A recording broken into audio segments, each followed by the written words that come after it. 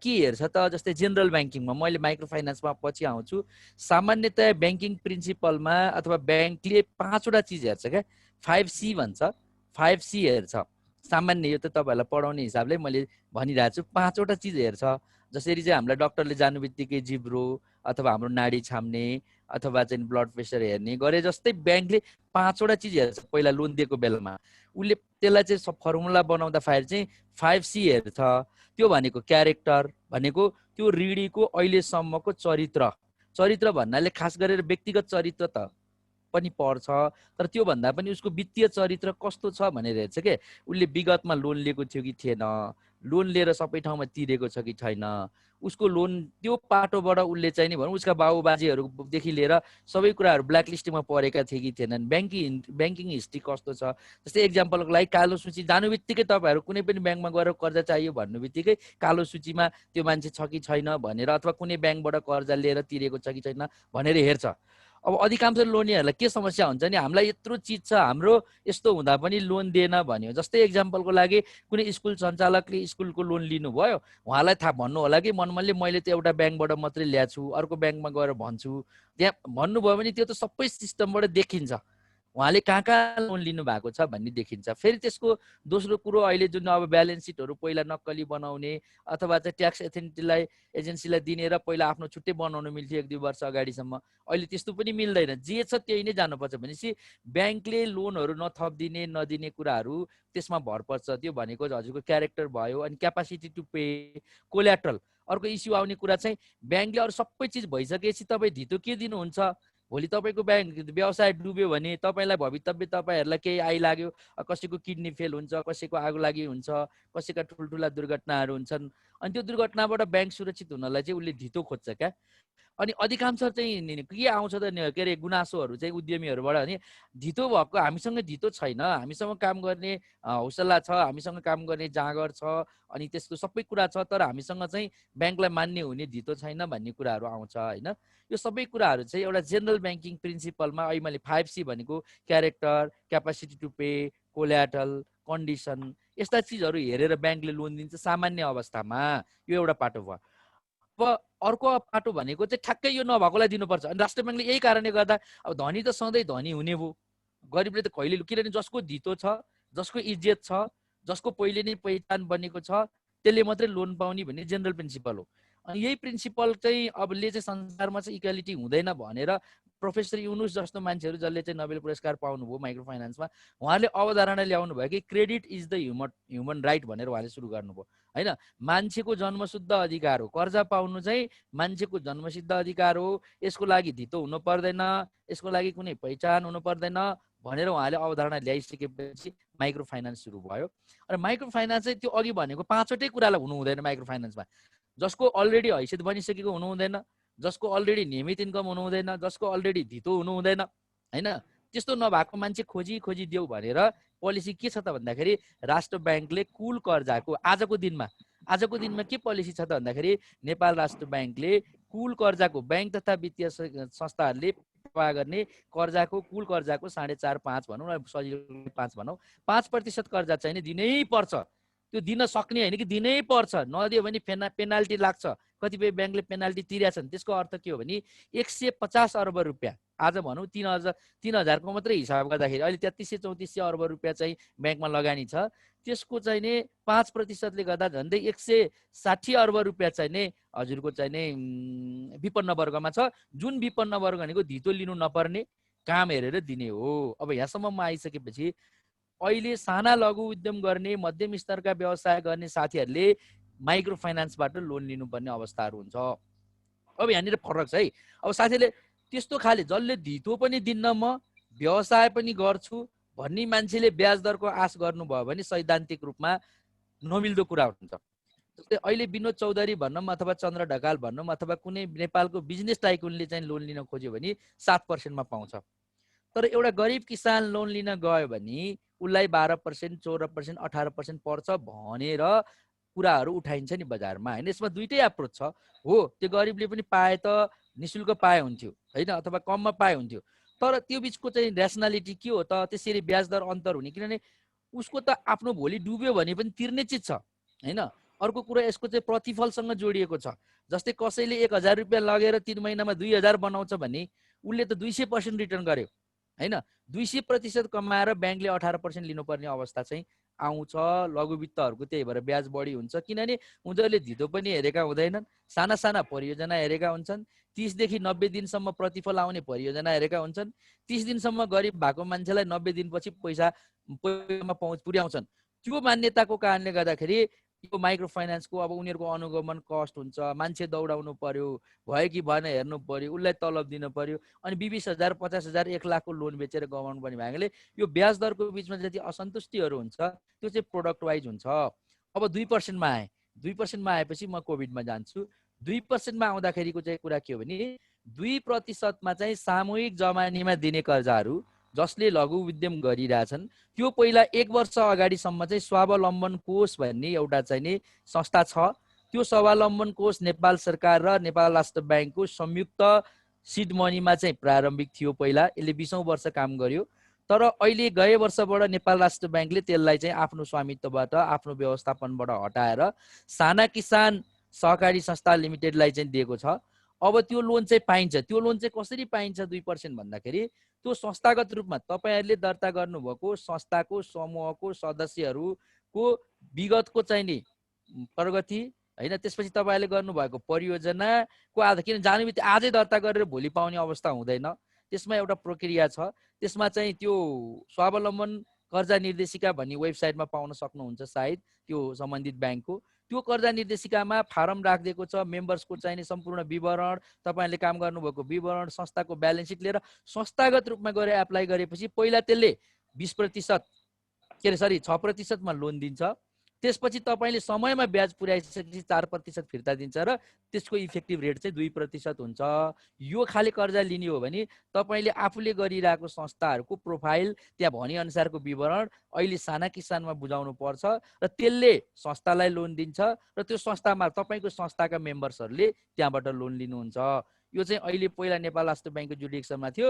अहिले यसको सम्पूर्ण जिम्मेवारी चाहिँ साना किसान सहकारी विकास ब्याङ्कलाई दिएको अवस्था छ, जहाँ त्यो चाहिँ 3 कुनेमा होला। तपाईँ त्यहाँ जानु भने शिवराम कोइराला डाक्टर चाहिँ त्यसको चाहिँ सिइओ हुनुहुन्छ, लगायत त्यहाँ चाहिँ नि गएर तपाईँले त्यसको जानकारी प्राप्त गर्न सक्नुहुन्छ। त्यसकारणले यो बाहेक अरू 2%मा पाउने मलाई जानकारी छैन।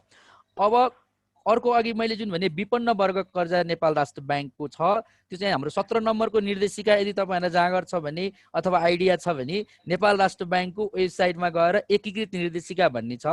त्यो चाहिँ एकदम बाहिरै ब्लिकिङ गरिरहेछ अहिले 2077। त्यसको 400 पेजको निर्देशिका छ। त्यो पेजभित्र गएर हेर्नु भने 17 नम्बर डिरेक्टिभ्समा विपन्न कर्जा सम्बन्धी व्यवस्था छ। अहिले मैले यहाँ एक्सप्लेन गर्न भ्याउँदिनँ। विपन्न त्यो जसले पनि नेपालीमा सरल लेखेको छ। त्यसको चाहिँ सुरुमै प्रस्तावनामा भनिएको छ कि के हो त त्यसको भन्दा नेपालको दलित, उत्पीडित महिला हैन, यस्ता अपाङ्ग यस्तो मान्छेलाई दिनको लागि यो कर्जाको व्यवस्था गरिएको हो बाट सुरु भएको छ हैन। त्यसकारणले दिने भनेको दलितलाई नै हो, अथवा दलित भन्ने शब्दको सट्टा त्यहाँ अरू पनि प्रयोग होला। यसको लागि म माफी चाहन्छु। मलाई फेरि अब यो अधिकार कर्मी यो बाहिरतिर प्रयोग हुने शब्दावली मलाई त्यति थाहा छैन, जस त्यहाँ लेखिएको शब्दावली भने त्यो चिजहरूलाई चाहिँ यदि कसैसँग चाहिँ हैसियत, मैले भने हैसियत नबनाएका मानिसहरूको र अहिले चाहिँ सम्भावना नभएका मानिसहरूलाई कर्जा दिन भनेर राष्ट्र ब्याङ्कले एउटा पोलिसी बनाएको छ र त्यो पोलिसी अनुसार अहिले 160 अर्ब जति कर्जा चाहिँ प्रवाह भइराखेको छ। यदि कुनै ब्याङ्कले त्यो कर्जा प्रवाह गरेन भने त्यो ब्याङ्कलाई पेनाल्टी, फाइनान्सियल पेनाल्टी लाग्छ, उनीहरूले पैसा तिर्नुपर्छ। अब क्वेसन आउन सक्छ हजुरहरूको, हामीले त पाएको छैन हैन, हामीले कसरी पाउने, कोहीले पाएको होला भन्ने कुराहरू छ। त्यो कुराको लागि चाहिँ अघि नै म्याडमहरूले कुरा गरिसक्नुभयो कि अब बिजनेस प्लान कसरी बनाउने, ब्याङ्कमा गएर कसरी नेगोसिएसन गर्ने हैन, त्यो हाम्रो राइट के हो, हाम्रो रेस्पोन्सिबिलिटी के हो, हामी कसरी गयो भने कर्जा पाउँछौँ भन्ने कुराहरू आउँछ। त्यसमा म बेसिक 3-4 वटा पोइन्ट मात्रै बताउँछु। पहिलो कुरो, मलाई विपन्न, तपाईँ भन्न जान्न पर्यो कि अलिकति बुझेर गइसकेपछि मलाई अरू कर्जा चाहिँदैन, मलाई नेपाल राष्ट्र ब्याङ्कले प्रोभिजन गरेको विपन्न वर्ग कर्जा चाहिन्छ भन्नु पर्यो। जस्तै एक्जाम्पलको लागि त्यहाँ के छ म अहिले यहाँ टिपेको छु 3-4 वटा, जस्तै म बताइदिन्छु। जस्तै एक्जाम्पलको लागि त्यहाँ के छ भने त्यहाँ महिला उद्यमीहरूले सञ्चालन गरेको व्यवसाय हो भनी हैन, त्यो पहिलो पटक 5 लाख र पछिल्लो पटक कारोबार गर्दा 7 लाखसम्म उहाँले पाउनुहुन्छ। अब त्यसमा धितो लिने कि नलिने भने राष्ट्र ब्याङ्कले धितो लिनै पाउँदैनस् भन्दैन ब्याङ्कलाई। हेर्नुहोस् है, राष्ट्र ब्याङ्कले धितै नलिकन राष्ट्र ब्याङ्कले अरू कर्जामा त धितो चाहिन्छ भन्छ, धितो भएन भने कडा गर्छ। तर विपन्न वर्गमा धितो लिने कि नलिने भन्ने कुरा चाहिँ ऋणीको परियोजना र ब्याङ्कको बिचमा हुन्छ। जस्तै हजुरहरूलाई कोही कोही बेला राष्ट्र ब्याङ्कले मान्दैन भनिदिन्छ, उदाहरणको लागि कुनै बेला होइन हजुरलाई हामी त दिन चाहन्थ्यौँ राष्ट्र ब्याङ्कको नियमले मिल्दैन भन्यो भने तपाईँले स्ट्रिक्टली त्यो डिरेक्टर्समा देखाएर के भन्नुहुन्छ नि, होइन हाम्रो त परियोजना कर्जा हो, हामीले त्यो पैसा लगेर काम गर्ने हो, त्यस कारणले गर्दाखेरि तपाईँहरूले मलाई धितो नभए पनि दिनुपर्छ भन्दाखेरि त्यहाँ राष्ट्र ब्याङ्कले धितो नभए पनि दिन गरेर त्यो नीति नियम बनाएको छ। त्यस्तै गरेर यो भयो। अब यसमा अरू पनि छन्, सोलर गर्नुहुन्छ कि त्यहाँ चाहिँ तपाईँ बिउ बिजनको काम गर्नुहुन्छ कि, अनि त्यहाँ 9-10वटा चाहिँ सेक्टरहरू राष्ट्र ब्याङ्कले तोकिदिएको छ। तपाईँको जस्तै उन किनेर चाहिँ तपाईँ चाहिँ व्यवसाय गर्न चाहनुहुन्छ कि, तान किनेर एउटा आधुनिक तान ल्याएर चाहिँ गलैँचा बुन्नुहुन्छ कि, होइन त्यो एउटा चाहिँ सम्भावना भएको क्षेत्रभित्र गर्न सकिने कुराहरू छ। त्यस्तै उदाहरणको लागि एउटा सानो इक्जाम्पल दिउँ, तपाईँले चाहिँ घरको बत्तीको बिल मानौँ के अरे घर भाडै भनौँ 3000 रुपियाँ घर भाडा तिरिराख्नु भएको छ, कुनै ठाउँमा गाउँमा 4000 रुपियाँ घर भाडा तिरिरहनु भएको छ। अब तपाईँले त्यही 4000 घर भाडालाई देखाएर तपाईँले के कमाउनु पर्दैन, मैले चाहिँ मेरो आम्दानीबाट 4000 घर भाडा तिरिरहेको छु, तर अहिले म मेरो सानो जग्गामा ब्लकको घर बनाएर अथवा एउटा लो कस्ट हाउसिङ बनाएर 4 लाखको चाहिँ घर बनाउँछु, मलाई पैसा हालिदेऊ भने नि उसले 1 रुपियाँ तपाईँसँग नभए नि 4 लाखको घर उसले बनाइदिन सक्छ ब्याङ्कले। तर तपाईँले तिर्नु भएको 4000 भाडा चाहिँ अस्ति घरबेटीलाई तिर्नु भएको 4000 भाडा चाहिँ अब ब्याङ्कलाई लगेर बुझाउने कमिटमेन्ट तपाईँले गर्नुपर्छ र त्यो कुरामा ब्याङ्कलाई विश्वास हुनुपर्छ। त्यो भयो भने तपाईँ अहिले डेरामा बसिरहेको मान्छे एउटा सानो आफ्नो जग्गा छ भने म 4 लाखको घर बनाउँछु भने त्यो माइक्रो फाइनेन्स अन्तर्गत पर्छ, त्यसरी गर्न सकिन्छ। त्यस्तै गरेर उद्यमको कुराहरू भए, यी सबै कुराहरू छ र त्यसको लागि अलिकति तपाईँसँग फाइनेन्सियल लिट्रेसी हुनुपर्छ र ब्याङ्कहरू दिन नपाएर उनीहरू आत्तिरहेछन्। अहिले कुरा गर्दाखेरि ब्याङ्कहरू विपन्न वर्ग दिन उनीहरूलाई त पेनाल्टी लाग्छ, सही किसिमको विपन्न वर्गमा चाहिँ जाने हो भनेदेखि यो कुराहरू छ। यति कुरा भनेर अब कोभिड पछिको परिस्थितिमा आउँछु। जुन कोभिड पछिको परिस्थितिमा अघि हजुरहरूले भन्नुभयो कि अब कतिपय ब्याङ्कहरूले चाहिँ अब धम्काइरहेको हुन्छ, होइन तिमीले पैसा तिर्न पर्छ, नदे तिमीलाई यसो गर्छु उसो गर्छु भनिरहेको हुन्छ, टिचरहरूले तलब पाएन भनेर समस्या भइरहेको हुन्छ, गार्जेनहरूले चाहिँ पैसा तिर्न सकेन भनिरहेको छ। यो समष्टिगत रूपमा समस्या भएको कारणले मेरो सेक्टरमा भएको अथवा मेरो ब्याङ्किङ सेक्टरमा भएको केही कुराहरू बताउँछु। पहिलो कुरो 2076 सालको चैत महिनाको 11 गतेबाट हामीले चाहिँ यसलाई फिल गऱ्यौँ, होइन हाम्रो ब्याङ्किङ सेक्टरले, र फागुनसम्म हामीले फिल गरेको कुरा थिएन। त्यसपछि नेपाल राष्ट्र ब्याङ्कले 25-26 गते एउटा सर्कुलर जारी गर्यो। त्यसमा के भन्यो भने त्यो बेलामा पुस मसान्तसम्म पछिका सबै कर्जाहरूमा 3 महिनाको लागि 2% छुट देऊ भनेको छ। तपाईँले यदि कुनै पनि मान्छेले कुनै पनि नेपालको राष्ट्र ब्याङ्कको इजाजत पत्र संस्थाबाट लिएको कर्जामा 2% छुट जुन तपाईँले पुसमा तिरिराख्नु भएको थियो, पुसमा तिरिराखेको ब्याज दरमा चैत वैशाख जेठ असार भनौँ न त्यो 3 महिना भने जस्तो लाग्छ। पहिला त्यो 2% चाहिँ कुन चाहिँ महिनाबाट सुरु छ, वैशाख जेठ असार होला। त्यति 3 महिनाको छुट चाहिँ यदि पाउनु भएको छैन भने त्यो दण्डनीय छ। ब्याङ्कले त्यो दिएको छैन भने उजुरी लाग्छ, हाम्रो गुनासो गर्ने निकाय छ, त्यो तपाईँहरूले पाउनुहुन्छ। एक। अब दोस्रो कुरो, अब ब्याङ्क पनि व्यापारिक संस्था हो, उसले पनि अर्काको पैसालाई पुँजीको रूपमा परिचालन गरेर चलाएको छ, बिचमा उसले चाहिँ नि एउटा मिडिएटरको काम गरेको मात्रै। त्यस कारणले ब्याङ्कलाई लगेर हामीले सबैलाई सित्तीमा दे, सबै मान्छे चाहिँ डुब्यो, त्यस कारण तैँले पैसा नलि भन्न त कसैले पनि सक्दैन। उसले पनि ब्याजलाई पैसा दिए, ऋण लिएको छ ब्याजलाई पैसा दिनै पर्यो। त्यसले गर्दा के मात्रै भनेको छ, जस्तै अब पहिला ब्याङ्कले 35 दिन नदिने बित्तिकै चाहिँ कर्जा चाहिँ लिलामीमा राखिदिने धम्क्याउने गर्थ्यो भने अहिले पुस मसान्तसम्म पनि कुनै ऋणीले आफ्नो व्यवसायहरू निरन्तरता गर्न नसकेको कारणले समयमा ब्याज असुली गर्न सकेन, सामा तिर्न सकेन भने उसलाई पेनाल्टी लिन पाइँदैन। ब्याङ्कलाई अहिले पनि पेनाल्टी लिन नपाउने गरी चाहिँ राष्ट्र ब्याङ्कले सर्कुलर गरेको छ। उसले सम्झौता बमोजिमको ब्याज लिन पाउँछ, पेनाल्टीमा उसले गर्न पाउँदैन। किस्ताको लागि पनि उसले त्यसरी टर्चर दिने होइन, उसले आफ्नो व्यवसाय फोन गर्न पाउँछ, कहिले दिनुहुन्छ भन्न पाउँछ, तपाईँले निवेदन दिन सक्नुहुन्छ, तपाईँको आफ्नो व्यवहारिकता राख्न सक्नुहुन्छ। तर अहिलेसम्मको नियमअनुसार आउँदो पुस मसान्तसम्मलाई पनि अझ अरू सेक्टर छ, त्यसमा मैले एउटा छोटकरीमा मात्रै, जस्तै हवाईजहाजको लाइन भयो भने छुट्टै छ, होटेलको लाइन भयो भने छुट्टै छ, त्यहाँ विभिन्न व्यवस्थाहरू गरिएको छ कसरी दिने भन्ने कुरा। तर सामान्यतया जेनरल ऋणीहरूलाई पनि पुस मसान्तसम्मको कुराहरू छ। र अहिले नेपाल राष्ट्र ब्याङ्कले पुनर्कर्जा भन्ने लिएर आएको छ। यही हो सबभन्दा बढी तपाईँहरूले चाहिँ कोसिस गर्नुपर्ने, साना तथा ठुला उद्यमीहरूले चाहिँ यो सेक्टरमा कोसिस गर्नु पर्यो। यो नेपाल राष्ट्र ब्याङ्कले पुनर्कर्जा भन्ने शीर्षकबाट चाहिँ नि झन्डै हामीले 200 अर्ब रुपियाँ भन्दा बढी अहिले कोभिडमा समस्यामा परेका ऋणी तथा परियोजनालाई ब्याङ्कलाई सहयोग गर्नलाई होइन, ऋणी तथा परियोजनालाई सहयोग गर्ने उद्देश्यले ल्याएको छ। र यसमा के हुन्छ भने हजुरको जसले पहिला कोभिडभन्दा अगाडि जसले पहिला लोन लिनु भएको छ, कोभिडभन्दा पहिला लोन लिनेले 11% तिर्नुभयो होला, कसैले 12% तिर्नुभयो होला, 13% तिर्नुभयो होला। त्यसमध्येमा अहिले चाहिने त्यहाँ विभिन्न सेक्टर हेरेर 5% सम्ममा मात्रै तपाईँलाई ब्याङ्कलाई राष्ट्र ब्याङ्कले 3%मा दिन्छ, तपाईँलाई चाहिँ नि 5% सम्ममा चाहिँ राष्ट्र ब्याङ्कले दिन्छ। यसको लागि चाहिँ के छ त, तपाईँले 11 तिर्नु भएको छ भने तपाईँ त्यो प्रक्रियामा गएर तपाईँले चाहिँ आफ्नो लोन स्वीकृत गराउन सक्नुभयो भनेदेखि चाहिँ तपाईँले 11 तिरिरहेको मान्छेले अब 5 तिरे हुन्छ, 15 तिरिरहेको मान्छेले अब 5 तिरे हुन्छ होइन। त्यो चाहिँ कस्तो हो त भन्दा अहिले असोज 30 गतेसम्म त्यसको म्याद थियो होइन, र पछि पनि हुन्छ त्यो नियमित। र जस्तै त्यसमा चाहिँ के हो भने 15 लाखभन्दा कम कर्जा लिने ऋणीहरू समस्यामा परेका छन् भने ब्याङ्क आफैले निर्णय गर्न सक्छ, मेरो यो ऋणीलाई तपाईँले दिएको निवेदन अनुसार उसले छानबिन गरेर यो ऋणीलाई म 5% सहुलियतमा गराउँछु भनिसकेपछि त्यो ऋणीको फाइल राष्ट्र ब्याङ्कमा पठाइदिएपछि त्यो स्वीकृत हुन्छ। 1 वर्षको लागि तपाईँले 5%मा पाउनुहुन्छ।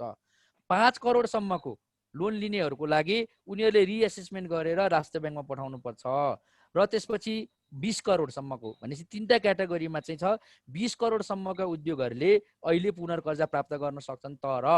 तर त्यसको लागि पुनर्कर्जा निर्देशिकामा लेखेको, जस्तै उदाहरणको लागि अब औषधिले व्यापार गरिरहेछ, डबल कमाइरहेछ, अरू बेला भन्दा अहिले औषधिमा बढी फाइदा छ, अरू बेला भन्दा अहिले खाद्यान्नमा बढी फाइदा छ, त्यस्ता परियोजनाले पाउँदैनन्। त्यहाँ तोकेको छ क क्याटेगोरी, ख क्याटेगोरी, ग क्याटेगोरी गरेर तोकेको छ।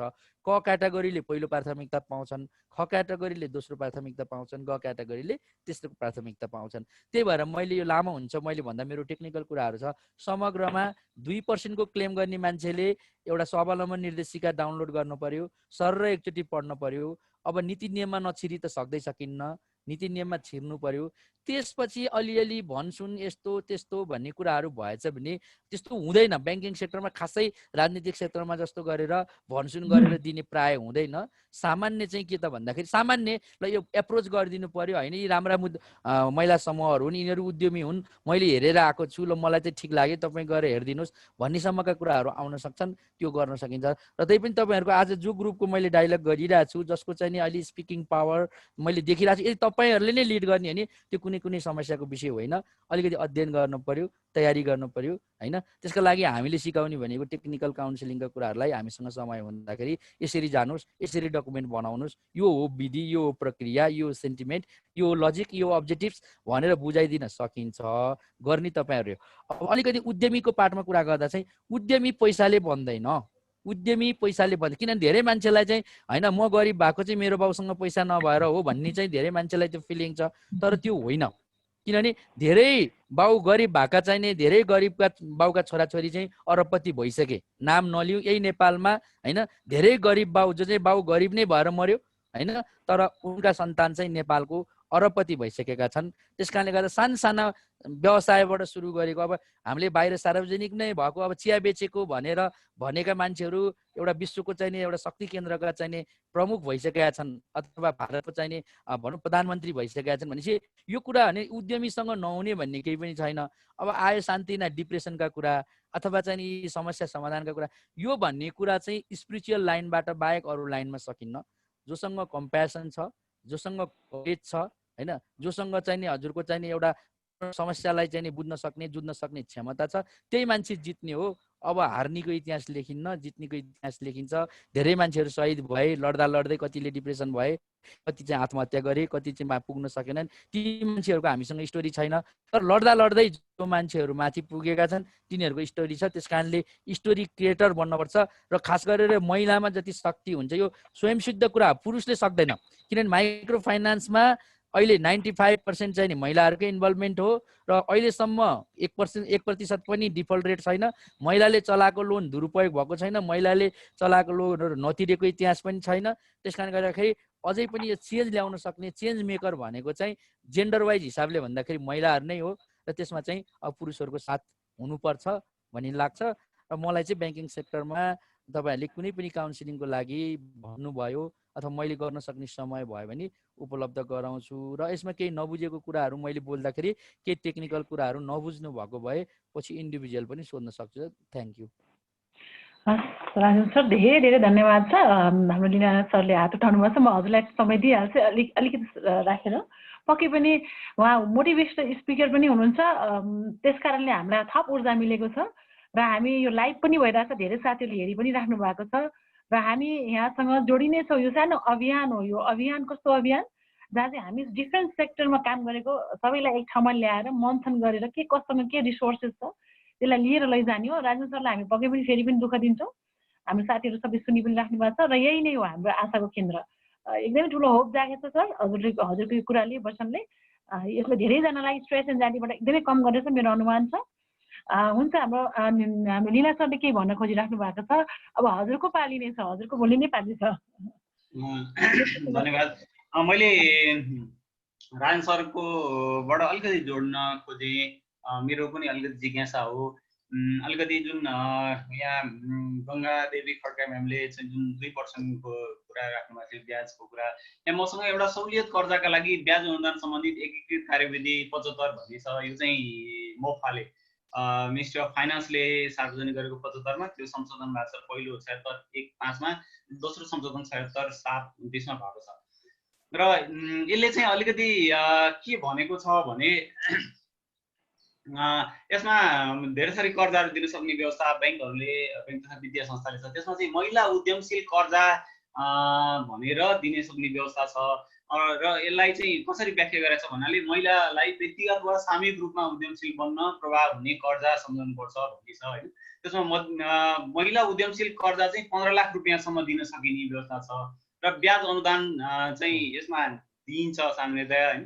अनुदान ब्याज दिने बढीमा यो 5 वर्षको हुन्छ र यो व्यवसायको प्रकृति अनुसार बैंक तथा वित्तीय संस्थाहरूले त्यसको चाहिँ तोक्न सक्छन् र ब्याज दरमा शर्त चाहिँ के छ भने ब्याज अनुदान उपलब्ध गराउने कर्जामा सम्बन्धित बैंक तथा वित्तीय संस्थाले आफ्नो आधार दरमा 2% बिन्दु भन्दा बढी नहुने गरी ब्याज दर कायम गर्नुपर्ने छ भन्ने हो। भनेको हरेक बैंकको आधार ब्याज दर हुन्छ हैन, त्यस बेस रेटमा चाहिँ उसले 2% मात्रै थपेर लिन पाउँछ। उसको लागत जति हो त्यसमा 2% थपेर लिन पाउँछ र यो महिला उद्यमशीलता विकासको लागि प्रदान गरिने कर्जामा चाहिँ र 10 लाख रुपैयाँसम्मको व्यावसायिक कृषि, यो भनेको 15 लाख महिला उद्यमशीलताकोमा चाहिँ 15 लाख र मा चाहिँ ऋणीले सञ्चालन गरेको उद्यम नै चाहिँ त्यो कोल्याटरल हजुर धितो हुने र ऋणीको कर्जा सम्बन्धी कागजपत्र र सामूहिक जमानी हो भने चाहिँ त्यो सम्बन्धी कागजपत्रको व्यवस्था र कर्जाका लागि योग्यतामा चाहिँ के छ यसले तोकेको छ भने प्यान चाहिन्छ अनिवार्य र कर्जा सूचना केन्द्रमा कालो सूचीमा परेको हुँदैन र अनि नेपाली नागरिकता भएपछि हुने र महिला उद्यमशीलता कर्जाको हकमा चाहिँ 18 वर्ष उमेर पुरा भएको महिला समूहको हकमा फरक परिवार कम्तीमा 5 जना 18 वर्ष उमेर पुरा भएका महिला एक्लै भए पनि भयो र समूह भनेदेखि 18 वर्ष पुरा भएका 5 जना र उद्यम सञ्चालन तथा कर्जा उपयोग सम्बन्धी त्यसको संक्षिप्त प्रस्ताव हुनुपर्छ र कर्जाका लागि अब आवश्यक कागजात चाहिँ के भनेको छ यसले भने के अरे बैंक तथा वित्तीय संस्थाले प्रयोग गर्ने कर्जा प्राप्त गर्ने चाहिँ यसमा आवेदन फारम को कुरा छ हैन। अनि त्यही प्यान भयो अनि जे अघि मैले भनिसकेँ त्यो कुरा र अनुदान सम्बन्धीमा चाहिँ यसमा महिलाहरूको हकमा चाहिँ 6%, अरूलाई 5% चाहिँ फिर्ता हुन्छ। महिलाको हकमा चाहिँ 6% अनुदान उपलब्ध हुन्छ। त्यही गर्दाखेरि बेस रेट 5-6 हुँदाखेरि 2% जोडेर ल्याउँदाखेरि 2% नै प्राप्त हुने हो। यो कर्जा चाहिँ मैले सामान्यतया अरू बैंकहरूले पनि प्रदान गरिरहेको र यो म चाहिँ यो के अरे साना तथा मझौला उद्योग महासङ्घको सिन्धुलीको लाई नेतृत्व गर्छु, म अध्यक्ष छु। त्यहाँ चाहिँ हामीले यो के अरे मेगा बैंकसँगको सहकार्यमा हामीले सिफारिस गरेपछि मेगा बैंकले प्रदान गरिरहेको छ। यो काठमाडौँमा पनि धेरै जसो बैंकले प्रदान गरिराखेका छन्। मैले उहाँलाई त्यो जोड्न खोजे यो गङ्गा देवी खड्काजीलाई र यो चाहिँ सरले भन्नुभएको कुनै उसमा पर्यो कि यो फरक हो, मैले राजन सरलाई यो जिज्ञासा राख्न खोजेको हैन। र अब यो हजुर सर म एकदमै सरप्रति आभारी छु। मैले पनि यो डाउनलोड गरेर अहिले हालै फेरि हजुरले भनेपछि पनि 4-5 दिन अगाडि पनि अलिकति केही संशोधनहरू भएर आएको अवस्थाहरू छ, केही डिफिकल्टिजहरू त्यहाँ देखिएकोले त्यसलाई चाहिँ कानुनी रूपमा संशोधन गरिएको छ।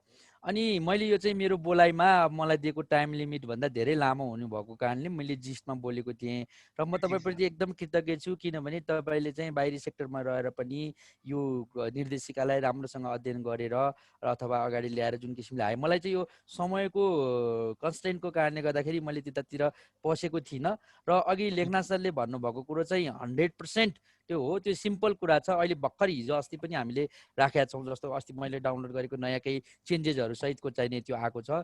र यो चाहिँ कस्तो किसिमको परियोजना हो भने यो चाहिँ नेपाल राष्ट्र ब्याङ्कको भन्दा पनि नेपाल सरकारले एउटा प्रोडक्टिभिटी उत्पादनशील क्षेत्रमा कर्जा बढाउने, किनभने हाम्रो विगतमा नेपालको ब्याङ्किङ सेक्टरको चाहिँ सबभन्दा ठुलो समस्या चाहिँ अनुत्पादनशील क्षेत्र, घर जग्गा र सेयरमा बढी लगानी भयो भन्ने किसिमको कुरालाई चाहिँ नि यसलाई मिनिमाइज गर्नलाई अथवा त्यो पोलिसीलाई करेक्सन गर्ने सन्दर्भमा चाहिँ हामीले सहुलियत ल्यायौँ। यसले गर्दाखेरि हामी चाहिँ प्रतिस्थापन उद्योगहरू बढाउने र अलिकति प्रोडक्टिभिटी बढाउने, रोजगारी बढाउने सन्दर्भमा यो डाइरेक्टिभ्स आयो। र यो चाहिँ खास गरेर यो पैसा दिने काम सरकारको हो, यो बुझिराख्नु होला। किनभने राष्ट्र ब्याङ्कको पनि होइन, त्यो कमर्सियल ब्याङ्कको पनि होइन। यो ऋणमा जो आबद्ध हुन्छन् 1 करोडसम्म का पनि यसमा छन् होइन, परियोजना अनुसार हुन्छ। र जो आबद्ध हुन्छन् तिनीहरूले चाहिँ सरकारको पाउने हो, सरकारले दिने अनुदान पाउने हो। त्यस कारणले गर्दा र योमा राष्ट्र ब्याङ्क अहिले एकदमै लागिराखेको छ यसको चाहिँ, किनभने यो एकदमै यसको चाहिँ पहिला चाहिँ निराशा लाग्दो किसिमको परिणाम थियो गत वर्षसम्म, किनभने सङ्ख्या नै एकदम कम हुने, ब्याङ्कहरू इन्करेज नहुने, जसरी हुन्छ पन्छाउन हुने। त्यसका कारणहरूमा सप्लाई साइडबाट पनि प्रब्लम छ, किनभने ऋणीहरू इलिटरेट हुने, उनीहरूले गएर त्यो किसिमको नेगोसिएसन गर्ने अथवा त्यो किसिमको चाहिँ बिजनेस प्लानहरू लिएर गएर ब्याङ्कलाई कन्भिन्स गर्न नसक्ने। र अनि फेरि उहाँहरूलाई पनि सरकारी निकायसँग भोलि कोअर्डिनेसन गर्दा किन लफडा लागमा परिराख्ने भन्ने किसिमका समस्याहरू थियो। र यसमा भएका प्रोसिडियर प्रब्लम्सहरूलाई अहिले चाहिँ धेरै हदसम्म सुधार गरिएको छ र राष्ट्र ब्याङ्कले छुट्टै डेस्क पनि यसलाई मोनिटरिङ डेस्क गरेको छ। हामीले प्रत्येक शाखा वाइज मोनिटरिङ गर्दैछौँ, प्रत्येक शाखाबाट 5वटा पर्नै पर्छ भनेका छौँ ब्याङ्कहरूलाई होइन।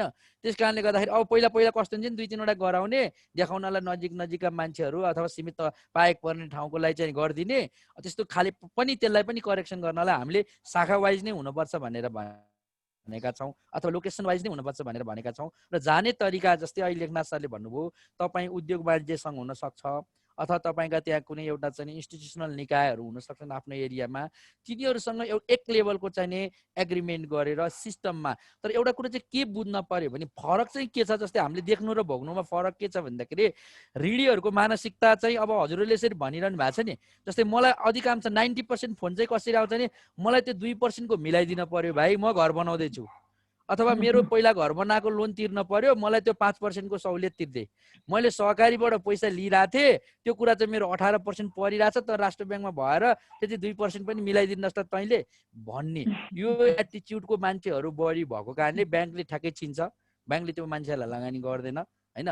तर ब्याङ्क यदि मैले 100% तपाईँलाई व्यक्तिगत रूपमा ब्याङ्कको सिओलाई घरमै पठाइदिन सक्छु म भने मतलब यदि परियोजना छ, यदि त्यसले तोकेको चाहिँ मापदण्ड, त्यसले तोकेको चाहिँ नि भन्ने एउटा चाहिँ नि परिकल्पना भित्रका परियोजना नै सरकारले पनि बाध्यात्मक बनाएको छ, राष्ट्र ब्याङ्कले पनि बाध्यात्मक बनाएको छ, ब्याङ्कहरू चारेरै ऋणदाछन् नपाएर। तर कुरो आउँछ उही लास्टमा गएर एउटा जग्गामा फसाउने, बिहा गर्ने अथवा गहना किन्ने अथवा त्यस्तो कुरामा पैसा प्रयोग गर्ने अवस्था देखिएको कारणले गर्दाखेरि ब्याङ्कहरू डिस्करेज भएका हुन्। र म लेखनाथ सरप्रति आभारी छु र उहाँले जुन इनिसिएसन लिनुभएको छ, जुन मोडल छ, नामको ब्याङ्कको नाम अहिले भन्नु मिल्दैन, उहाँले ब्याङ्कको नाम भन्नुभएको छ भने मतलब ब्याङ्क 27वटै ब्याङ्कलाई एउटै निर्देशन छ, कसैलाई दायाँ बायाँ छैन, उनीहरूले गर्नै पर्छ। नगरेमा नेपाल राष्ट्र ब्याङ्कले पटक उनीहरूलाई चाहिँ रिमार्क्स लेख्छ, उनीहरूलाई बोलाएर स्पष्टीकरण लिन्छ।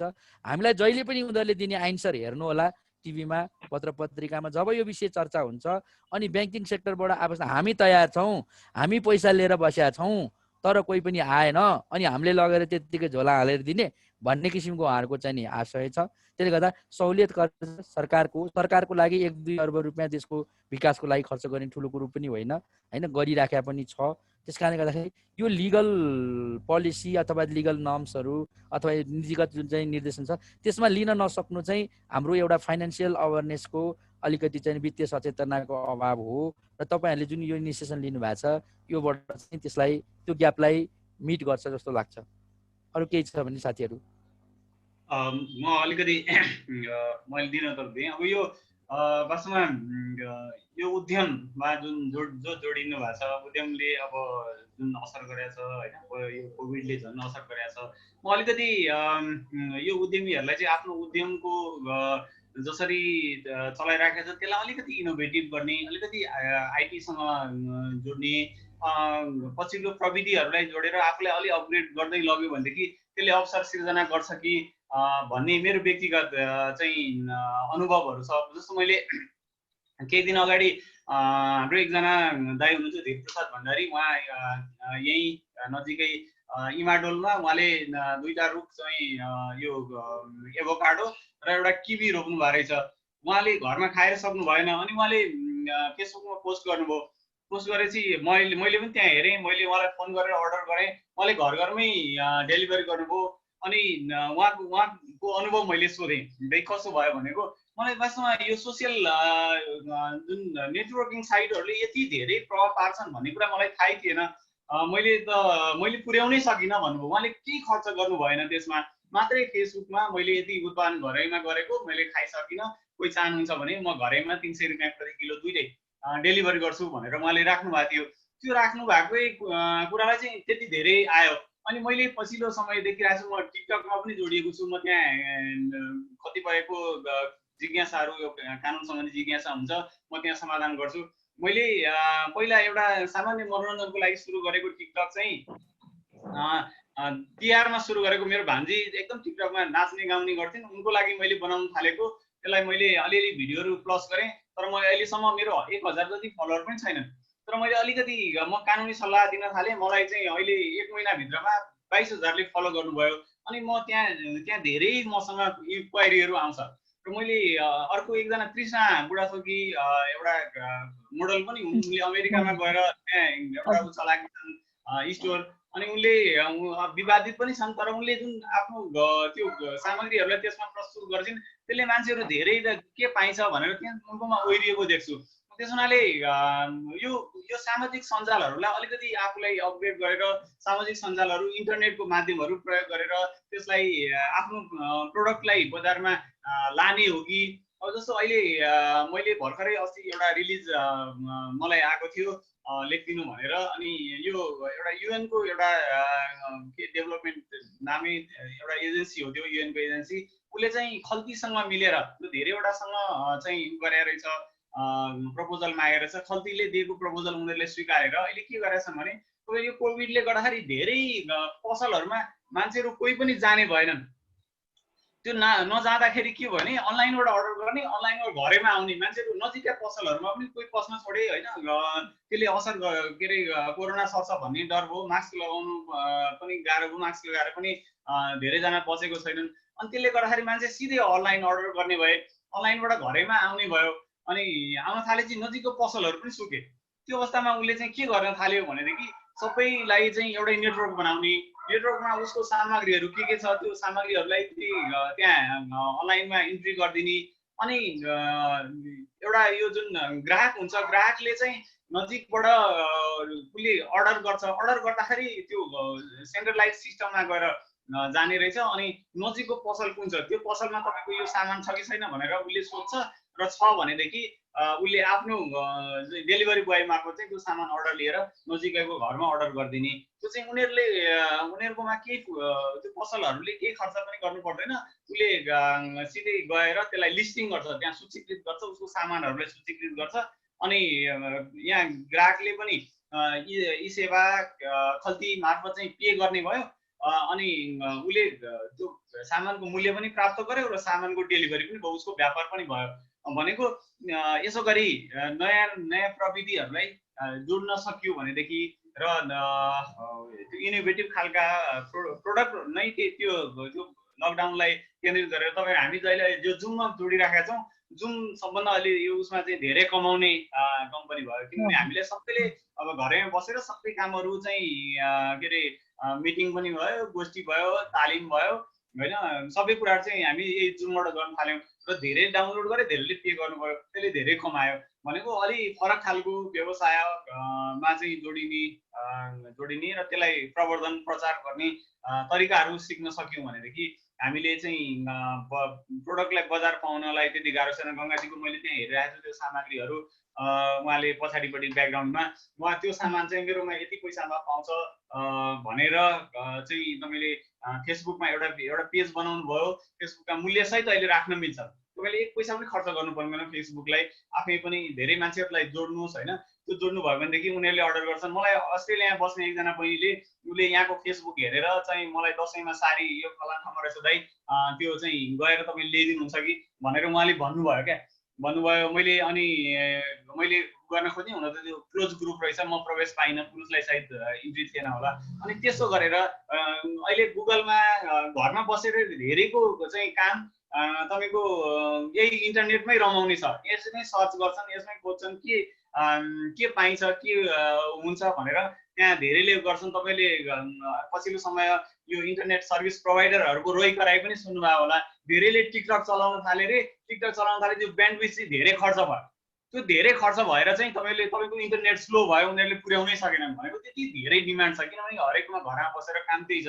त्यस हुनाले त्यतातिर त्यसमा केन्द्रित ग्राहकहरूलाई तान्ने खालको चाहिँ व्यवसाय र उनीहरूलाई सम्म पुर्याउने हाम्रो प्रोडक्टलाई उनीहरूलाई आवश्यक प्रोडक्ट हो तर कहाँ पाइन्छ भने थाहा नभएको र हामीले थाहा दिनलाई चाहिँ त्यो माध्यम प्रयोग गर्यौँ भनेदेखि त्यसले बजार अवश्य खोज्न सक्छ। वस्तुले बजार पाउनु भनेको हाम्रो चाहिँ लागत त्यो के अरे नाफासहित रिटर्न हुनु हो। त्यसले हामीलाई आर्थिक रूपमा आत्मनिर्भर बनाउन प्रयास सक्छ होइन। अझ हामीले विस्तार गर्न सक्छौँ भन्ने मलाई लाग्छ। र अब यो कसैलाई उद्यम चाहिँ दर्ता कसरी गर्ने, जस्तो घरेलुमा दर्ता गर्न सकिन्छ होइन। त्यसै गरी फर्महरू हो भनेदेखि तपाईँको वाणिज्य विभागमा दर्ता गरिन्छ, कम्पनी हो भनेदेखि कम्पनी रजिस्ट्रार कार्यालयमा दर्ता गरिन्छ। अहिले त स्थानीय सरकारहरूले पनि आफै त्यही मैले एकजना बहिनीको चाहिँ स्कुल चाहिँ उसको यो 20% मैले सेयर बेच्न लागेँ त एउटा कागज बनाइदिनु भनेर भने उसले मैले मागेको। हाम्रो सामान्यतः कानुनमा के शिक्षा ऐनमा के छ भने स्कुल चाहिँ दुईटा, एउटा गुठी अन्तर्गत सञ्चालन गर्न सकिन्छ, अर्को चाहिँ के अरे कम्पनी ऐन अन्तर्गत सञ्चालन गर्न सकिन्छ। त्यहाँ चाहिँ ललितपुर नगरपालिकाले स्कुलै दर्ता गरिदिएको रहेछ। म त्यसलाई कति पुँजी पनि उल्लेख छैन, त्यसको विधान प्रबन्ध पत्र नियमावली केही छैन, मैले के आधारमा कागज बनाइदिने होइन। त्यसरी पनि अहिले व्यवसायहरू भनेको मैले भन्न खोजेको चाहिँ व्यवसायहरू स्थानीय स्तरमै दर्ता गरेर पनि कानुनले सम्बोधन गरे पनि नगरे पनि चलाउन अनुमति दिन थालिएको रहेछ होइन। त्यस हुनाले त्यो निकायहरूमा सञ्चालन गर्न कसरी दर्ता गर्न सकिन्छ, त्यसमा सहजीकरण चाहिँ म भोलिन्टियरली सबैलाई मैले भनौँ न, मेरो टिकटक छ, टिकटकमा मैले धेरैले मैले आफैले भिडियो बनाएर कसरी गर्न सकिन्छ भन्ने खालको चाहिँ धेरै भिडियो बनाएको छु। कसरी दर्ता गर्ने, के डकुमेन्टहरू चाहिन्छ, कहाँ जाने भन्ने कुराको चाहिँ मैले त्यहाँ सबैलाई जानकारी दिएको छु। अरू इन्डिभिजुअल्ली कसैले चाहनुभयो भने पनि र यहाँ अहिले केही प्रश्न आयो भने म त्यसमा समाधान गर्न सक्छु। सजिलो छ। तपाईँले घरेलुमा पनि तपाईँको सिप आर्जन गरेको तालिम छ भने तपाईँ 100 रुपियाँमा चाहिँ उद्योग दर्ता गर्न सक्नुहुन्छ। त्यति गाह्रो छैन र त्यसलाई सञ्चालन गर्न चाहिँ अलिकति भिजन हुनुपर्छ।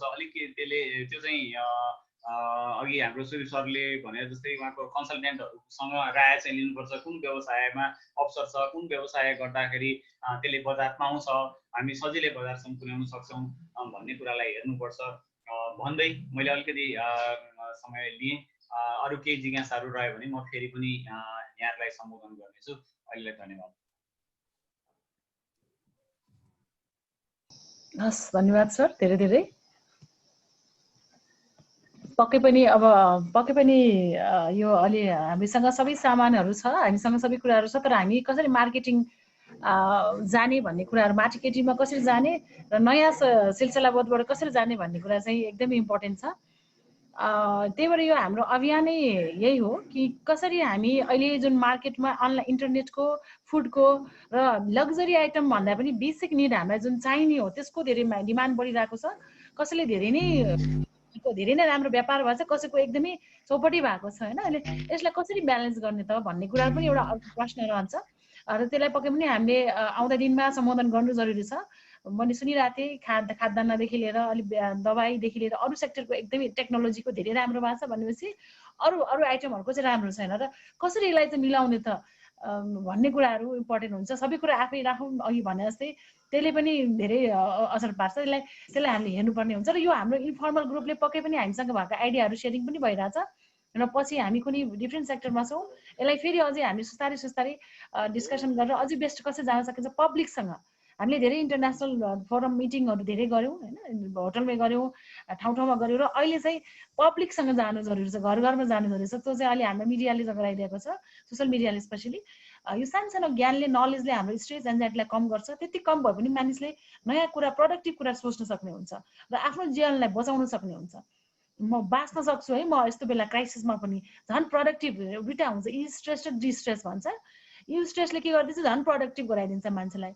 त्यो प्रोडक्टिभ गराउनलाई सपोर्ट चाहिन्छ, सोसल सपोर्ट्स मेकानिजम। हामी एकअर्काको यो सेयरिङले पनि एकदमै अघि राजन सरले भनेको 2-3टा कुराहरूले अहिले हाम्रो लीलानाथ सरले भन्नुभएको कुराहरूले पनि एकदमै हामीलाई उत्साह थपेको छ। यसलाई अझै हामी अझै मोर फर्मली अझै मोर कसरी राम्रोसँग निखार्दै लैजाने नै छौँ।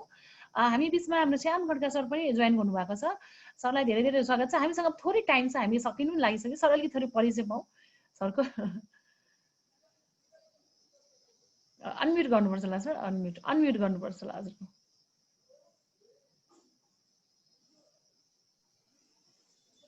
नमस्कार, म श्याम खड्का। मेरो सिन्धुपाल्चोक। मेरो दिदी गङ्गा दिदीद्वारा म यहाँहरूमाझ उपस्थित हुन पाएँ, यो खुसी लाग्यो। त्यसै गरी हाम्रो कञ्चनाजीको जुन यो मिठो सन्देश सहितको राम्रो भोइसले अझै म चाहिँ हाम्रो यो ग्रामीण क्षेत्रलाई अलि विपन्न, हामी धेरै विपन्न वर्गका धेरै किसिमका चाहिँ भनौँ न पिछडिएको वर्गलाई चाहिँ कसरी अगाडि ल्याउन सकिन्छ, ब्याङ्किङ सेक्टरमा कसरी चाहिँ कृषिमा साना कृषि र लघु उद्यमीहरूमा कसरी चाहिँ उपस्थित हुन सकिन्छ भन्ने यो मूल सन्देशमा जसरी यहाँले केही ज्ञानहरू दिन खोज्नु भएको छ, त्यसमा म पनि अवश्य यो नयाँ भएको हुनाले मलाई अलिकति यो बिल्कुलै अलि नलेज छैन नै। यद्यपि मेरो व्यक्तिगत यहाँको चाहिँ म राजनीतिक कर्मी भएको हुँदा म अस्ति मात्रै गत स्थानीय चुनावमा पनि नगरको मेयर पदमा उपस्थित थिएँ, जहाँ चाहिँ थोरै मतले म पराजित भएँ। यद्यपि त्यसलाई कन्टिन्युस गर्न मेरो मूल पेसा चाहिँ फेरि म जग्गा प्लटिङ गर्छु र त्यहाँ चाहिँ जग्गा विशेष गरी मैले जग्गा चाहिँ काठमाडौँमा होइन, स्पेसली यस्तै नगरपालिका, अहिले जुन नगरपालिका गाउँपालिकाहरूको कार्यालय नजिक आसपासका जग्गाहरूमा चाहिँ गाउँबाट विस्थापित हुनुभएका सम्पूर्ण दाजुभाइ तथा दिदीबहिनीहरूको लागि उनीहरूकै बस्तीमा फर्काउने अभियानका साथ मैले धेरै ठाउँमा प्लटिङ गरेर धेरै जग्गा दानहरू पनि गरेको छु। अनि म सिन्धुपाल्चोकको आज सानो उमेरमै दानवी रूपमा पनि सफल भएको छु आफ्ना सबैकोले। र यहाँहरू सम्पूर्णमा मैले यो मलाई यद्यपि यो ब्याङ्किङ सेक्टरको धेरै ज्ञान नभएको हुँदा यो सुन्न पाउँदा म अत्यन्तै खुसी छु। हस्, धन्यवाद, नमस्कार। हस्, धन्यवाद हजुरलाई धेरै धेरै। हामी बिचमा डाक्टर जनक पनि हुनुहुन्छ। डाक्टर जनक सर, एकचोटि हजुरको थोरै हजुरले कस्तो कस्तो क्लाइन्टहरूलाई हेरिराख्नु भएको छ, स्पेसली कोभिड पछाडि अलिकति सर्टमा, थोरै हामीसँग समय छ, सर्टमा अलिकति केही सेयरिङ गरिदिनुहुन्छ होला, स्ट्रेसलाई म्यानेजमेन्ट गर्न के गरिराख्नु भएको छ। हस्, धन्यवाद कञ्चनजी। यहाँहरू सबैजनालाई नमस्कार। मैले सुरुको अलिकति सुन्न त पाइनँ, तर धेरैजनाको महावीर पुन सर पछि मैले कन्टिन्यू सुनिरहेको छु र धेरै राम्रो डिस्कसन भइरहेको छ।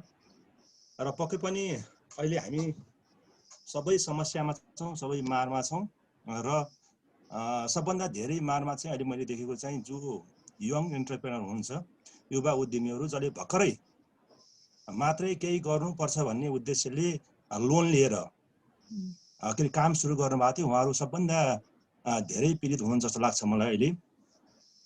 त्यस कारणले गर्दाखेरि, किनभने जससँग जसले चाहिँ पहिले गर्नुभएको थियो, जसको लोन थिएन, उहाँलाई त्यति समस्या नहोला, र जसले चाहिँ कामै सुरु गर्नुभएको थिएन उहाँलाई पनि त्यति समस्या नहोला। तर जसले सुरु गरिसक्यो र अहिले बिचमा चाहिँ तत्कालै यो समस्या आएर यसले गर्दाखेरि एउटा फाइनेन्सियल टेन्सन एउटा चाहिँ देखिरहेछ। र अर्को कुरा चाहिँ अब कोभिडको समस्या, यसबाट कसरी चाहिँ बच्ने, लागिहाल्यो भने के गर्ने, एक किसिमको त्रास जुन छ त्यो त छँदै छैन। त्यस कारण यो दुई किसिमको समस्याबाट हामी अहिले चाहिँ जोडिरहेका छौँ र यस दौरानमा म पनि एउटा एन्टरप्रेनर, म एउटा चाहिँ हेल्थ प्रोफेसनल पनि हो, म योगता प्राकृतिक चिकित्सक हुँ र मैले चाहिँ आफ्नै हस्पिटल चाहिँ वेलनेस हस्पिटल भनेर चलाइरहेको छु।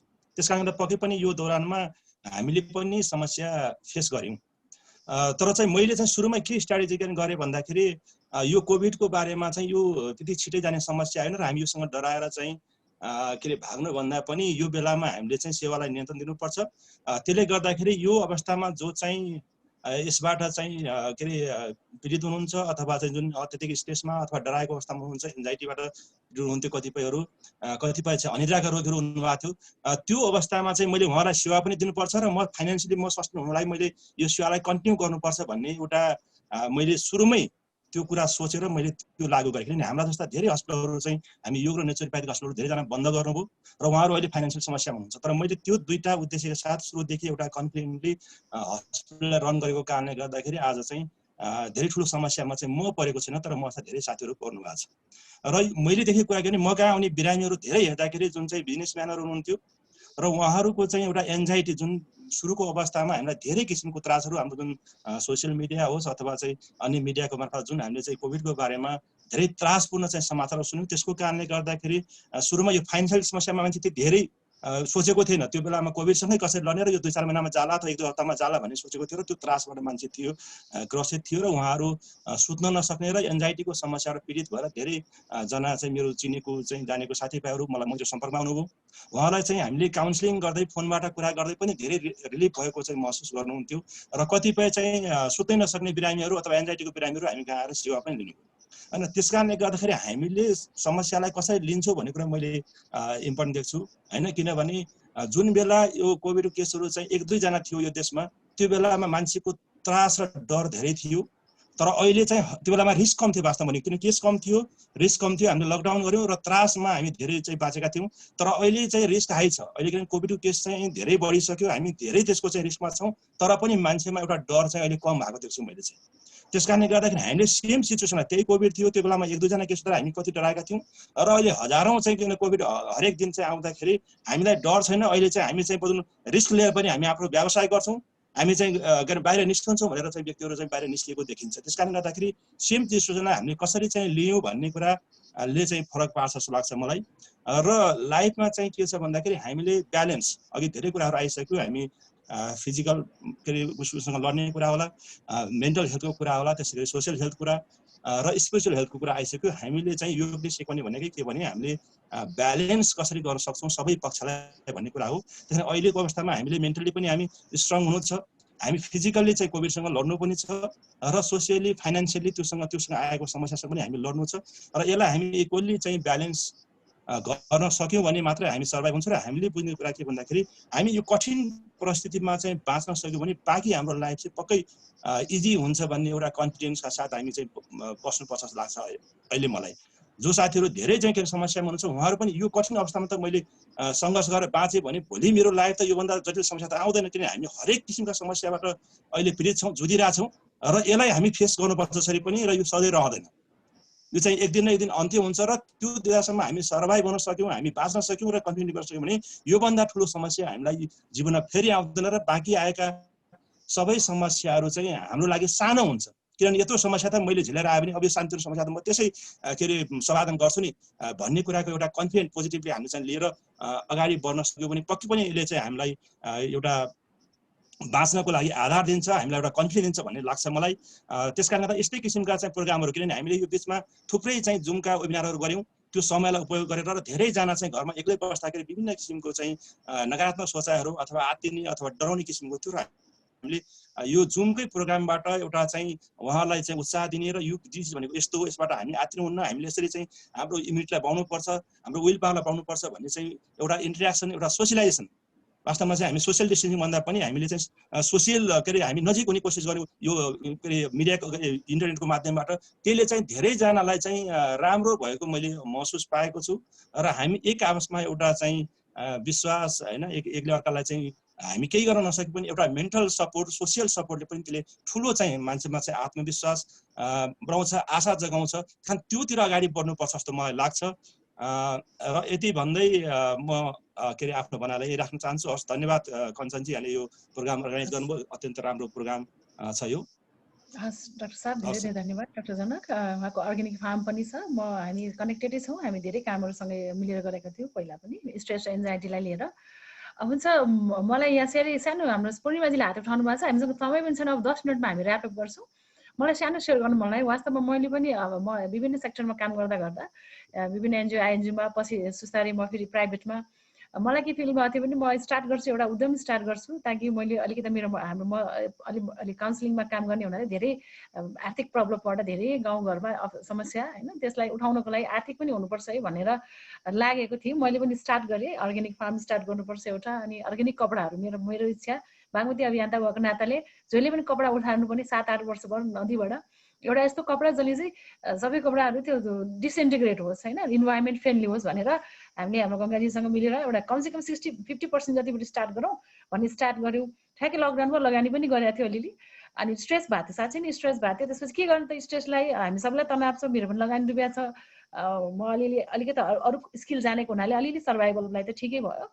अनि अलि म आध्यात्ममा पनि भएको हुनाले मलाई यो बेलामा आफूलाई हेर्न चाहिँ एकदमै सजिलो, वाच गर्नलाई कस्तो इमोसन्सहरू आउँछ, के हुन्छ, त्यो गर्ने क्रममा चाहिँ ल एउटा प्लेटफर्म खोजौँ, हामी जस्तो सबैलाई अपर्च्युनिटी हुँदैन, आफ्नो कुराहरू सेयरिङ गरौँ, कमसेकम कुरा राखौँ, सबैलाई भनौँ। डिफ्रेन्ट सेक्टरमा हामीले काम गरिरहेछौँ, तर पनि एकअर्कासँग नजिक भएपछि त्यसले अघि डाक्टर साहबले भने सोसल सपोर्ट सिस्टम राम्रो हुन्छ भन्ने हिसाबले हामी यसरी अर्गनाइज गरि नै रहेको थियौँ। पहिला ERC भन्ने ग्रुप छ भलिन्टियर, सुरुबाट हामीले काम नै गरिरहेको छौँ। लकडाउन हुनुभन्दा अगाडि नै हामीले त्यहाँ साइको सोसल सपोर्ट भन्ने प्रोग्राम सुरु गरिसकेका थियौँ।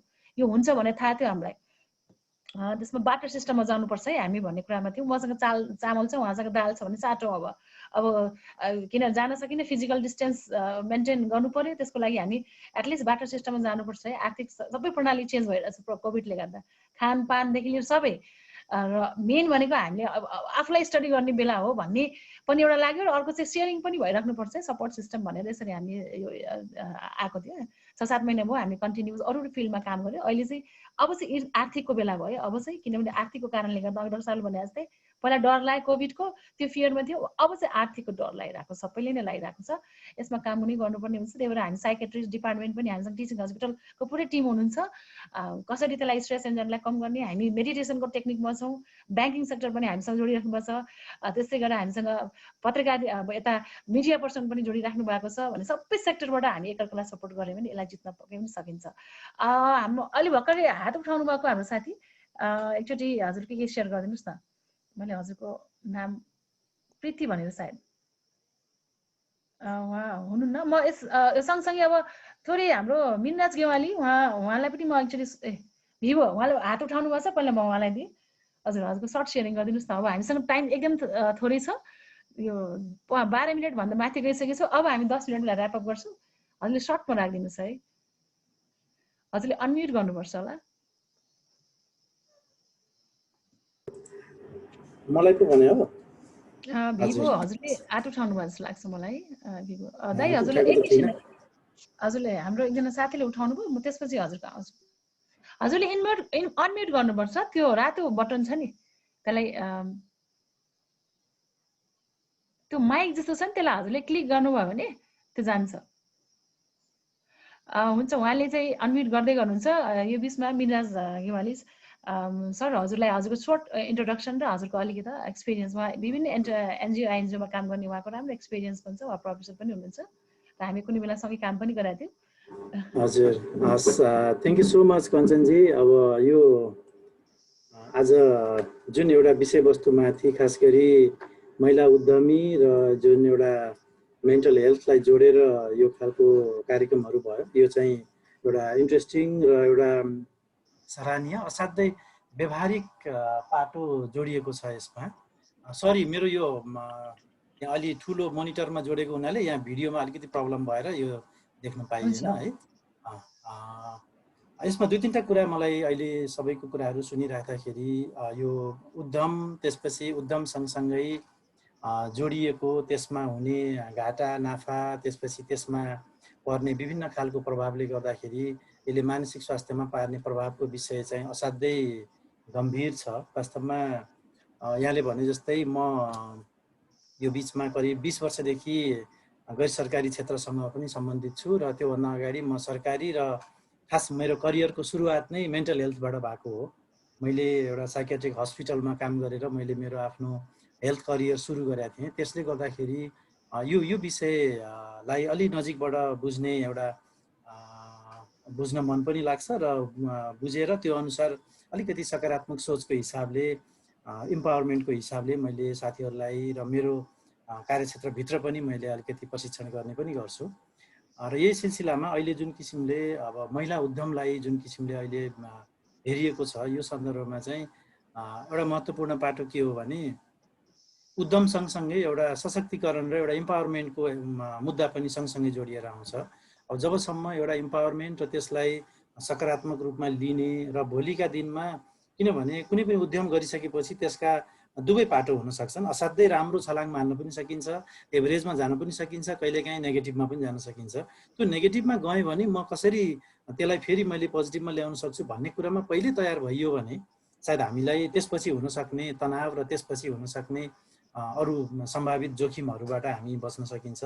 र अर्को भनेको सँगसँगै के हो भने दृष्टिकोण, जुन अरू ग्राहकहरूबाट हेर्ने दृष्टिकोणहरू होइन, महिलाहरूले सुरु गरेको उद्यमलाई हेर्ने दृष्टिकोण र कोही पुरुषले सुरु गरेको उद्यमलाई हेर्ने दृष्टिकोणमा जुन किसिमको एउटा अन्तर छ र जुन एउटा पुरातनवादी सोच छ त्यसलाई पनि हामी एउटा इक्वालिटीको हिसाबले पनि हामीले हेर्नु जरुरी छ। र यहाँनिर एउटा लैङ्गिक समानता र एउटा सामाजिक समावेशीकरणसँग सम्बन्धित सवाल पनि जोडिन्छ। र सबभन्दा ठुलो कुरो यही कुरालाई चाहिँ फेरि हामी एउटा मल्टी सेक्टरल हिसाबले सोच्नुपर्छ, मल्टी डाइमेन्सनल हिसाबले हामी सोच्न जरुरी छ। किनभने उद्यमीहरूले मात्रै कुरा गरेर पनि भएन।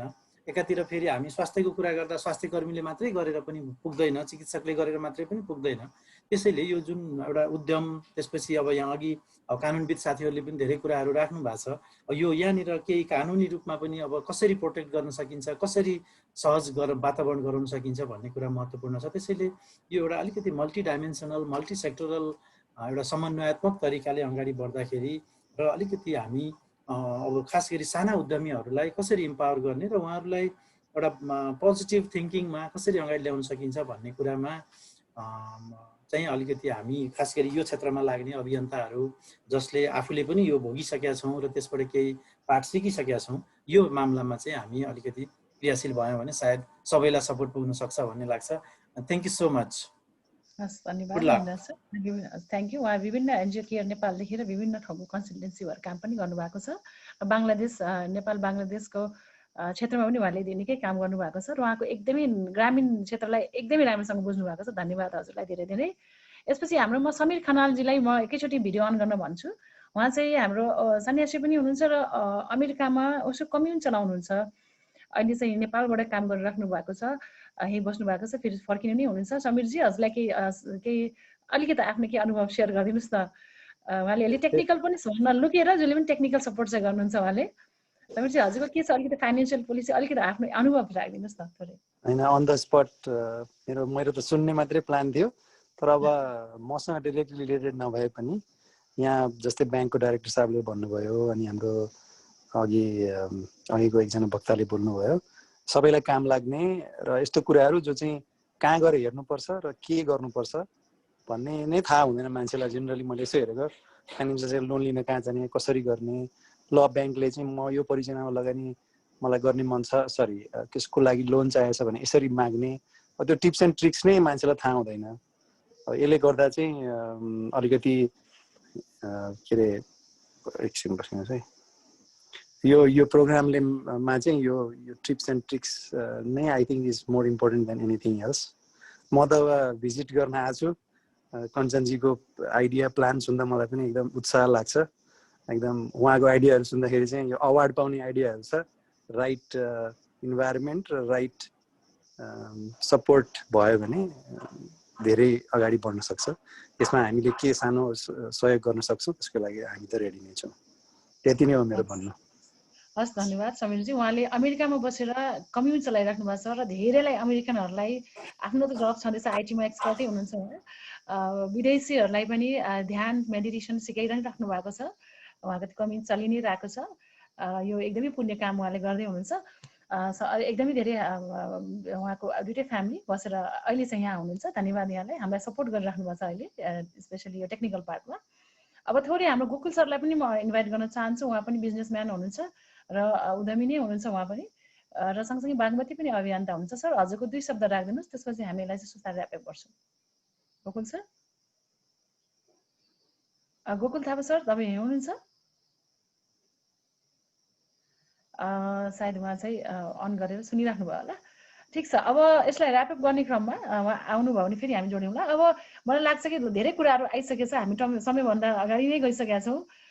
यो दसैँको बेलामा पनि हामी यसरी जोड्यौँ, समय दिनुभयो सबैले, एकदमै पार्टिसिपेसन एकदमै राम्रो भयो। पक्कै पनि मल्टी सेक्टरमा हाम्रो यो कुराहरू पुगिरहेको छ र आउने दिनमा अझै हामी यहाँ सबैजना बसेर जो हामी यो सेक्टरमा इन्ट्रेस्टेड छौँ, हामी फेरि बसेर एउटा मिटिङ जस्तो गरेर अलिकति यसलाई अझै कसरी एक्सेस गर्ने, सबै ठाउँमा कसरी पुग्ने त, हामी सबै अहिले धेरैजना ग्रुप छ सोसाइटीलाई हेल्प गर्नको लागि, धेरै जनताहरू आइसक्नु भएको छ। उहाँहरूलाई अलिकति यी कुराहरू इन्फर्मेसन मात्र पुर्याउनु पायो भने पनि हाम्रो मेन्टल हेल्थको चाहिँ यो डर, एन्जाइटी, टेन्सन लाग्छ भने हामीसँग मनोविमर्श आउनुहोस्, कुरा गर्नुहोस्। फाइनेन्सियल नलेज छैन आर्थिक कुराले भने ब्याङ्किङ सेक्टरमा अथवा अरू सेक्टरमा जाने, अरू के समस्या छ भने त्यो सेक्टरमा हामी जान सक्यो भने सम्पूर्ण सेक्टरबाट सहयोग भयो भने पक्कै पनि यो आत्महत्याको दर, यो स्ट्रेस, एन्जाइटी, योबाट चाहिँ हामी पक्कै पनि बस्न सक्छौँ। अलिकति हाम्रो यही कुरालाई लिएर हामीसँग डाक्टर सुरज के यसमा हजुरलाई के राख्न चाहनुहुन्छ? थोरै 2 शब्द जति। मेन्टल हेल्थलाई हामीले पोजिटिभ पनि हेरौँ, यो खालि मेन्टल इलनेस नहेरौँ है, यसले भनेको भन्ने कुराहरू पनि हामी अभियान, यो पनि हाम्रो अर्को अभियान हो। स्ट्रेस छ भने मलाई डिप्रेसन भनेर होइन, आई निड सपोर्ट भनौँ भन्ने कुरा पनि। हजुर डाक्टर साहब, त्यो हटलाइन पनि भनिदिनु पर्ला डाक्टर साहब। म आज एकदम श्रोता भएरै सुनिरहेको छु होइन। अब एकदमै राम्रो प्रोग्राम भइरहेछ। यो सबै पक्षहरू महत्त्वपूर्ण छ। तनाव व्यवस्थापनमा 2टा कुरा भन्ने हुन्छ, एउटा चाहिँ आफ्नो बसमा भएको कुराहरू होइन, सो त्यसलाई कसरी समाधान गर्ने, र अर्को बसमा नभएकोलाई कसरी स्वीकार्दै अगाडि जाने भन्ने हुन्छ। र बसमा भएको कुरालाई अलिकति अब पहुँच बढाउनको लागि, समाधान गर्नको लागि सूचना सबभन्दा महत्त्वपूर्ण हो होइन। अहिले अब हामी फेसबुकमा नाना कुराहरू, विभिन्न हामी कुराहरू ट्रोल गरिरहेछौँ होइन। बिहान उठ्न साथै हामी नेगेटिभ न्युजहरू मात्र सुनिरहेछौँ होइन। सो अब यो सामाजिक सञ्जाललाई कसरी अब सूचना लिनको लागि, चाहे त्यो सरकारी निकायबाट होस् होइन, तपाईँको आफ्नो स्थानीय निकायबाट होस्, आध्यात्मिक कुराहरू होस् होइन, यस्तो उद्यमको कुराहरू होस्, सो यो सूचनालाई कसरी हामी म्यानेज गर्ने, सायद अहिलेको एउटा डर त्रास चाहिँ यो सूचनाको कारणले पनि भइरहेछ होइन। सूचना भर्सेस हल्ला भनौँ न होइन। सो त्यो हिसाबले यस्तो इन्ट्रेक्सन चाहिँ एकदमै हुनुपर्छ। Thank you very much. Thank you. अब हामीसँग 1 मिनट मात्रै छ। अब यसमा यसलाई चाहिँ लगभग म अब अन्तिम नै गर्न चाहन्छु। यसमा राजन सर हजुरको अलिकति केही छ यसमा?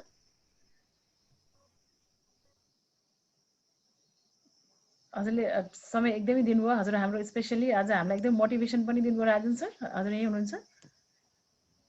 धन्यवाद साथीहरूलाई। मेरो भन्नुपर्ने मैले भने, किनभने टेक्निकल टपिक्सहरू पनि छ होइन। अब ब्याङ्किङको कुराहरू अथवा रिस्कको कुराहरू, उद्यमसँग जोडिएको चाहिने विभिन्न पक्षहरूको कुराहरू एकदम भेग छ। अब महिला एकैचोटि आएको छ, उद्यम आएको छ होइन, त्यसपछि अहिलेको सिचुएसन, यो सबै कुराहरूलाई त अब छोटो समयमा हामीले एक्सप्लेन गर्न सक्दैनौँ। तैपनि अब आज जुन किसिमको फोरम तपाईँले उपलब्ध गराइदिनु भयो सबै साथीहरूलाई, त्यसले किनभने अब भोलि पदीय हिसाबले अथवा भोलि जिम्मेवारीको हिसाबले मान्छेहरूसँग भेट गर्न अहिले निकै कठिन अवस्थाहरू छ।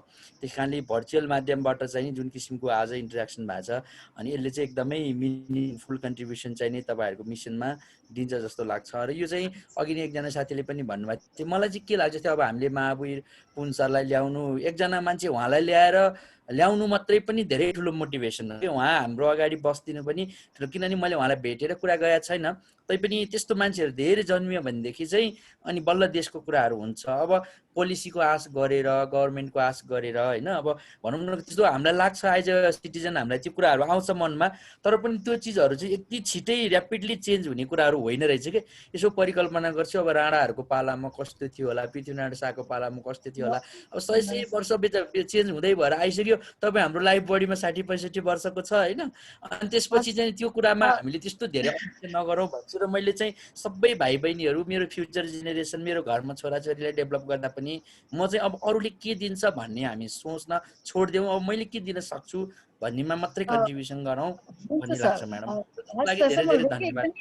एकदमै थोरै टाइम भएको हुनाले पक्कै पनि हजुरले सबैले समय दिनुभयो यसको लागि सबैलाई धन्यवाद छ। यो हाम्रो फेसबुक लाइभमा पनि छ, Nepal national research educational network होइन सर, त्यसमा पनि चाहिँ यहाँलाई त्यहाँ पनि हेरेर सेयर गर्न सक्नुहुन्छ। यति भन्दै हामीलाई सपोर्ट गर्ने निरञ्जन बराजु सरलाई धन्यवाद दिँदै हाम्रो विशेष वक्ताहरू लिनानाथ सरलाई, त्यसपछि गएर हाम्रो राजेन्द्र विक्रम सरलाई र सबै सम्पूर्ण हाम्रो डाक्टर सुरज साखी, हाम्रो डाक्टर जनक, लिनानाथ घिमिरे सर, हजुरलाई पनि धेरै धेरै धन्यवाद। र हामी फेरि कनेक्टेड हुन्छौँ, हामी नम्बर पनि सेयर गर्छौँ, साथीहरूलाई पनि सेयर गर्छौँ र अरू उद्यमी साथीहरूलाई पनि यो जो आउनु भएको छैन, हामीसँग धेरै काउन्सिलर पनि हुनुहुन्छ, गाउँ गाउँमा काउन्सिलिङ गरिराख्नु भएको छ, धेरै कुराहरू आएको छ, यहाँ उहाँ जोइन हुन पाउनु भएको छैन, यो म सेयर गर्छु। पक्कै पनि हामी अझै कुराहरू अझै कम्प्याक्ट फर्ममा अझै पढेर स्टडी गरेर पोलिसीहरू अझै धेरै प्रोफेसनल भएर हामी पक्कै पनि आउनेछौँ। यहाँ सम्पूर्णलाई धन्यवाद छ र आजको दसैँको शुभकामना। हामी सबैजना बसौँ, दसैँ डिस्टेन्सले मनाऊ र स्ट्रेस इन्जाइटी टेन्सन भयो भने टिपीको हटलाइन छ, हाम्रो टिचिङ हस्पिटलमा पनि हटलाइन छ, कसैलाई एकदम आत्महत्याको विचार आएको छ भने हामी काउन्सिलरहरू छौँ, हजुरले हामीसँग नम्बर पठाइदिनु होला, हामी उहाँहरूलाई चाहिँ अहिले अनलाइन काउन्सिल निःशुल्कै गरिरहेको छौँ, त्यो पनि गर्नेछौँ। हामीसँग काउन्सिलरको लिस्ट टिम पनि हुनुहुन्छ, अलि स्ट्रेस एन्जाइटी धेरै आइरहेको छ, हामीले भोलिन्टियर्स पनि तयार गरेका छौँ, भोलिन्टियर्सहरू पनि हुनुहुन्छ, सबै लेभलको भोलिन्टियर्स जिल्लाभरि नै हुनुहुन्छ, उहाँहरूलाई पनि हामीले ट्रेनिङ रेडी पारिसकेका छौँ। त्यही भएर हामी सबैले यो इन्फर्मेसन फ्लो गरौँ। कसैलाई दुःख लाग्छ, चिन्ता लाग्छ भनेपछि मरौँ भन्छ भने त्यसलाई लाइटली नल्याउँ, उहाँ कुराले सिरियसली लिएर प्रोफेसनलका रिफर गरौँ। यति भन्दै यहाँहरूको फेरि दसैँ शुभ रहोस्। हस्, धन्यवाद।